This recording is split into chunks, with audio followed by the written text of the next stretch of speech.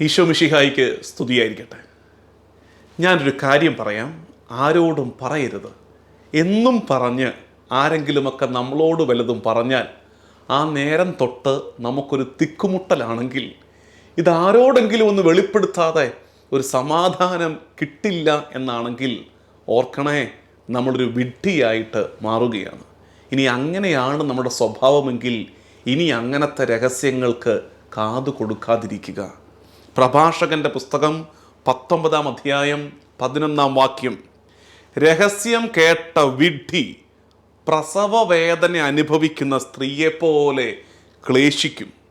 തുടയിൽ തുളഞ്ഞു കയറിയ അസ്ത്രം പോലെയാണ് ഭോഷന്റെ ഉള്ളിൽ രഹസ്യം. രഹസ്യങ്ങൾ സൂക്ഷിക്കാൻ കഴിവുണ്ടാവുക എന്നത് പ്രധാനപ്പെട്ടതാണ്. നല്ല ദിവസം ആശംസിക്കുന്നു. ആമേൻ.